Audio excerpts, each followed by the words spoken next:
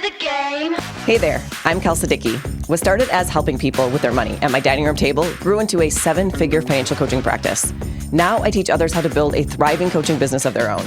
Whether you're just starting out or you've been coaching for years, I'm here to help you make a bigger impact while doing what you love. This is the Financial Coach Academy podcast. Let's dive in. Hey Coach, quick announcement before we get started. All of our specialty toolkits are 20% off for Black Friday to Cyber Monday. I want to give you time to plan your budget for it. If you want your business to grow by keeping clients longer, not just constantly chasing new ones, these toolkits are for you. They give you resources to deepen your work, keep clients engaged, and build the kind of long-term coaching relationships that actually fuel business growth. You can grab the deal at financialcoachingtoolkit.com. And here's a little insider tip. 4 of our toolkits are also included in the Financial Coach Academy program, which means when you add one of those 4 to your cart, you'll unlock a special upgrade option into the Financial Coach Academy. It is the best offer we make on FCA all year. Because the toolkit is on sale, but the upgrade price into FCA doesn't change, you're essentially enrolling into FCA for less. So whether you're looking to deepen your work or just getting started, Black Friday through Cyber Monday is the time to do it. Will you choose our 90-day financial coaching program that gets your clients results, a plug-and-play coaching program that you can use in your business? Or will you choose one of our small business toolkits if you support small business owners or want to? Or perhaps you want the toolkit based on strategic decision making. Either way, check out financialcoachingtoolkit.com to enroll. All right, Coach, welcome back to the episode. Today, I am kicking off a 3-part series that has been a long time coming. Ever since I gave this talk at FinCon, I've had so many people ask, Kelsa, where can I hear this again? Where can I share it with others? So here we are. This is part 1 of a series I'm calling Personal Finance Needs a Rebrand, Coaching as the Future of Financial Education. And today, we are diving into the foundational problems so many people face when it comes to money, and why all the financial content and coaching conversations in the world aren't fixing it yet. Let's get into it. If you've been a listener of this podcast for a while, then you know I run 2 companies in the personal finance space. One focused on coaching real people, the other on training professionals to do that work well. At the heart of it, though, I am someone who has spent nearly 2 decades sitting across from people and helping them make decisions with their money. Not in theory, in real life. Bills, budgets, goals, guilt, whammies, whoopsies, and even wins. All of it.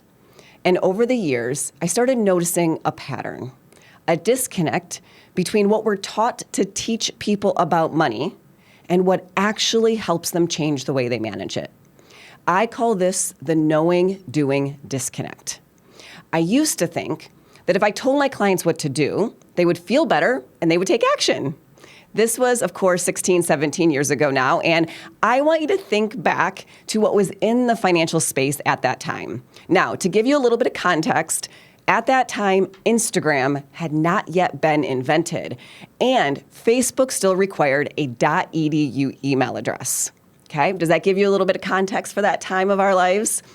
At that time in the personal finance space, radio shows where people called in, the host told them what they should do, the person would say okay, and they would hang up and take the next caller. That was really the most prominent message in the personal finance space at that time. So of course, I thought that's how it would go down for me too.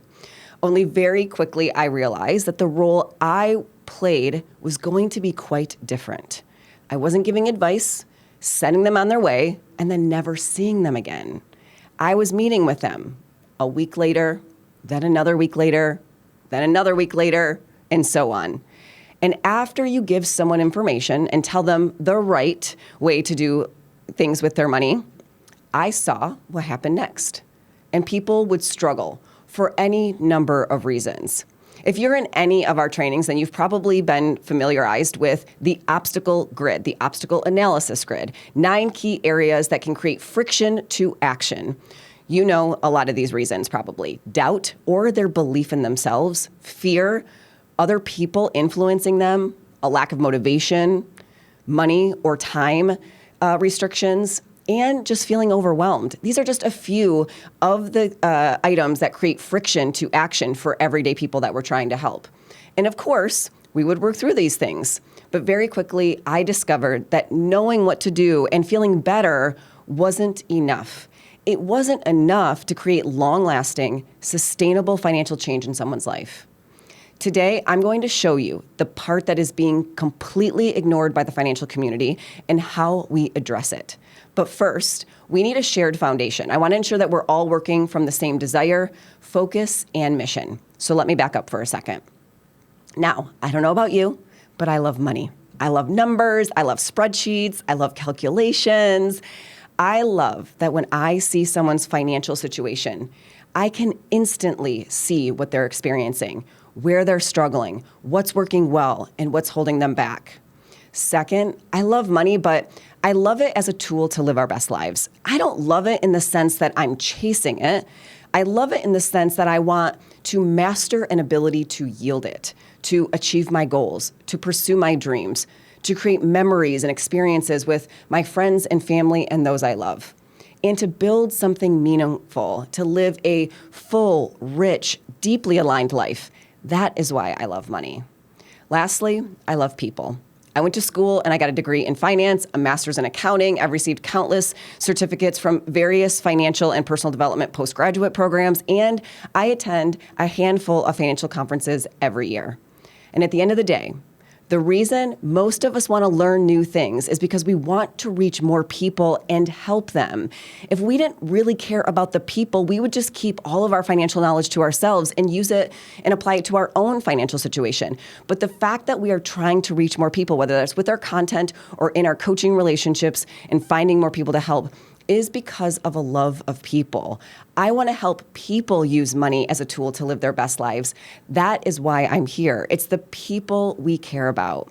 That is what unites all of us doing this work, or at least the people I attract to this podcast and in my programs. Now, I don't know about you, but some days I feel stuck.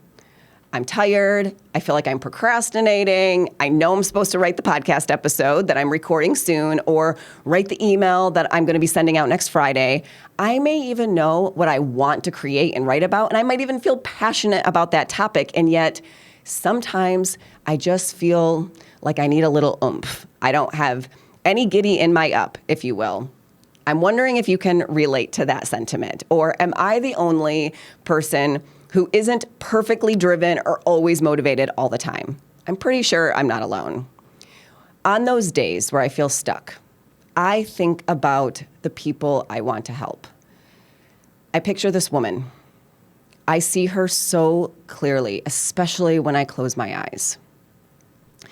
She's sitting at a kitchen table. She has a legal pad in front of her and a pen in her hand.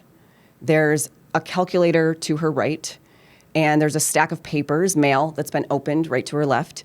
And there's another stack a little further away of unopened mail, just a little further away. And this woman, she's a hard worker. She cares a lot about her job, her kids, her life, living a good life. And she's trying so hard, hour after hour, trying to get ahead, to figure out how to juggle it all, to fix this stressful situation that she's in, where money is tight, where life is hard. It's harder than it should be because of money. And we often talk in our space about financial stress. There are studies galore on the topic. But what I see this woman experiencing is so much more than stress. Stress doesn't quite capture it. This is what I call beyond stress. It's despair. It's hopelessness, it's exhaustion, it's frustration, and a level of doubt that cannot be captured by the word stress alone. It's a sadness. I can see it when I close my eyes and see her.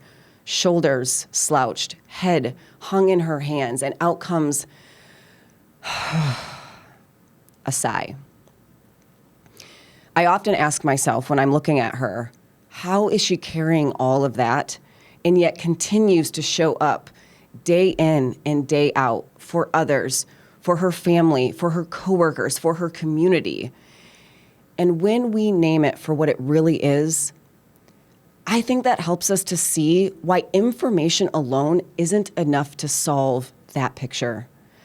This woman, she goes to the season kickoff meetings for her kids' sports teams, and she's hearing about the equipment fees and the registration fees. And of course, she wants to give her kids the experience and the lessons and skills of playing a team sport. And yet, how's she going to make her car payment next week? And sometimes there's glimmers of hope, a good month, a decision that worked, that got her just a little bit further ahead, only to experience another setback. That cycle, it just keeps repeating itself. The pressure becomes so much, the stress, it is so much more than that. After a while, it's no wonder some people begin to think it doesn't matter. They'll always be in debt, or they'll never be good with money, and they just throw their hands up and say, forget it. It can be so hard to keep putting one foot in front of the other when you're exhausted and have lost hope. The woman I'm describing is my mother, and it's what I witnessed growing up. So when I'm struggling to find the momentum, I think about her. I call this my kitchen table lens. It keeps me grounded in who I'm really doing this work for. But it's not just her. It's also the millions of people who are experiencing that very thing right now. In this moment, Coach, millions of people are living that very experience I just shared with you. And each of us, as content creators, coaches, professionals, humans, are perfectly positioned to reach them because we're real people. While we're all unique, we each have the ability to connect with someone in a way that reaches them like no one else can. Our story, our way of explaining things, our way of sharing our journeys, lessons, and takeaways of life has a way of reaching these people. When they're up late at night, unable to sleep, feeling alone with this struggle, this stress, this pressure, when they're Googling, searching for answers, searching for some way out, and then they find someone who gets it. They find you. Now, my guess is that when this moment happens, you don't want this person to just consume your content, read your blog, hear a little bit about you and how you could help, and then set it aside and say, that's nice. My guess is that you want them to do something with what they find. If that's you, if you are someone who wants to help people move forward, then you are absolutely in the right place with this episode and this series. That is what this series is all about. I'm going to help you get people results and have a positive impact on people's lives because they do something when they find you. They commit, they take action, and they follow through. First, let's talk about a crucial distinction, the difference between financial literacy and financial coaching. Financial literacy is the knowledge necessary to manage finances effectively. It's acquiring knowledge. And we have seen a huge push around this in schools, community programs, nonprofits. And this is awesome. I am fully in support of this. It is absolutely needed. For such a long time, people had very little or no foundational understanding of money, so we had to start with financial literacy. But knowledge alone cannot be our full solution. We can learn how to eat better, but if we don't actually change how we eat, we won't get healthier. I can learn how to manage my time better. I can sign up for a course that gives me tips and strategies and tools. But if I don't implement anything new, I'm probably going to stay burnt out and continue to feel as if my time and energy is being wasted. The same is true for money. The truth is, financial stress isn't about a lack of knowledge. It's about a lack of application. That's where coaching comes in. That is where you come in. Financial coaching is the application of financial knowledge. It's helping people to do something with what they've learned, and this is where the magic happens. These are where the results come from. Now, I want to acknowledge something. I know the word coaching has gotten a little blurry lately. It's become a little diluted over the years. I was doing this work before Instagram was invented, like I said, so when I say coaching, let me be clear about what I mean. Here's a definition for you. Coaching is a partnership where an experienced person helps another individual achieve specific personal or professional goals by providing guidance and training. It's a developmental process focused on unlocking a person's potential and maximizing their performance. I've got that underlined and in italics. Unlocking a person's potential and maximizing their performance. Coaching is about facilitating the client's own discovery of solutions and strategies. Now, that last sentence, coaching is about facilitating the client's own discovery of solutions and strategies. This part drives me a little nuts because it has become twisted in recent years. This is a little bit of where the dilution of our profession is coming from. You will often hear people say that coaches don't tell people what to do. But that is said in this extreme sense, like as the coach, we just sit back and we just let the client do whatever they want and we do nothing. We don't really ever tell them or advise them in any way, shape, or form. Let me give you an example of why that is incorrect. I have a powerlifting coach. When I show up at the gym for my session, he doesn't say to me, "Hey, Kelsa, let's get going. I'm excited to just follow you around while you discover the machines and weights that you want to use to get stronger today." Absolutely not. But I believe that that is what some people believe about coaching, but that is what coaching is. My powerlifting coach absolutely tells me exactly what weights I'm doing. He challenges me to add certain amount of weight to the machine or the bar. He tells me how many reps I'm doing, and really importantly, he is right there supporting me if I ever have a failed rep, right? Now, this is probably a soapbox for another day, an entirely other episode on this. Maybe it'll be an email next week. If you're on my email list, you know I like to get on a soapbox every now and then. But I wanted to address this idea of maximizing performance. You can't maximize someone's performance if they don't take action, if they're not training a skill set of taking action with their money. Today, we are going to talk about how to embrace a human-centered, action-supported coaching approach in your work with the goal of helping your audience, your followers, your clients, not just consume your educational materials and guidance, but to actually do something with it. That is what this series is all about. Now, this next part, it's a little hard to hear. The financial community, me, you, all of us, we are failing people in how we communicate with them. And listen, like I said, I know that's not pleasant to hear, but it's not just my opinion. When the astronauts said, "Houston, we have a problem," they didn't stop to argue about who was to blame. They got to work. First, they got crystal clear on the problem, and then they got busy figuring out a solution. And that is exactly what we're going to do over this 3-part series. So first, let's get clear on the facts. Financial stress is at an all-time high. It is the #1 cause of stress in our country. For a little while, for 1 year during the global pandemic, health concerns, health anxiety was the #1 cause of stress in our country. So there was one blip in the radar, but for decades now, financial stress has been the #1 cause in our country, and it once again this year takes the #1 spot. The American household debt is at an all-time high. This is not only total for the entire country, but per family or per household, and also per individual. The amount of debt, the average debt per household, per individual, and for the total of our country is at an all-time high right now. The personal savings rate for individuals in our country is at an all-time low. July of 2025, it was at 1.4%, which is the lowest in the history of forever in our country. Since the day that number began getting tracked, our savings rate this year hit an all-time low. Pretty scary statistics, I'm sure you can agree. Meanwhile, personal finance is the second most talked about topic on the internet, right behind marketing strategies. Think about that, and let's connect these dots.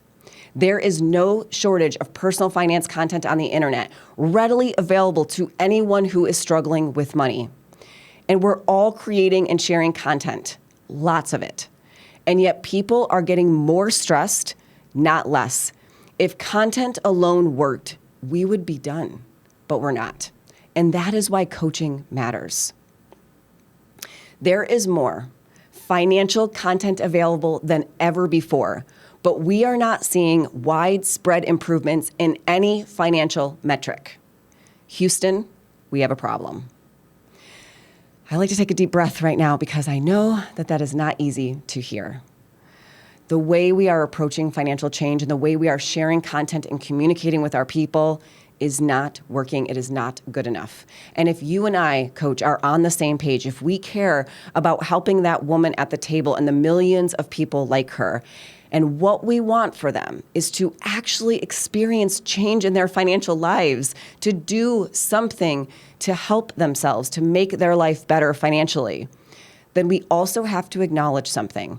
We are not fulfilling that mission. For you, Coach, this might look like a client who keeps showing up disconnected or discouraged, even though you've given them the tools and they nod along, they say thank you, but their life doesn't change. That gap is exactly what we're naming here. And it happens in our content that people are consuming or the conversations we're having with clients on a weekly basis. This is my mission. I believe that it aligns with yours too. So let's be honest. We must do better. We can do better. Over these 3 episodes, my job is to help you see what's missing and how we go about fixing it. My goal is for you to walk away believing this, that more content isn't the solution. Coaching is. And I want you to gain some really practical ways to shift your approach so that you become part of the solution with me. By the end of this series, I want you believing that you are not just a coach, you're a change maker. You're a transformational guide for your clients, and there are ways to do it well. A way of saying, we have frameworks that you can learn and adopt real time to your life. In our next episode, we're going to get to work, Coach. I'm going to walk you through the piece that is missing from our profession. It's something that I have spent more than 10 years obsessing over. And once you see it, you'll realize why what we're doing isn't sticking, but also how we can fix it. Thank you for listening, and I'll see you in the next episode. Make sure you hit subscribe so that you don't miss next week's episode. But here is also a really quick reflection question for you to ponder between now and next week. Can you, Coach, picture the person you are trying to help? When you close your eyes, can you visualize them? Who do you see? Tell me about them. And thank you for helping them, Coach. I appreciate knowing you're doing this work. I'll see you next week. That's all for today. If you're ready to grow your own financial coaching business, head over to financialcoachacademy.com for helpful resources and tools. If this episode helped you, hit subscribe and leave us a review. I'll see you next week.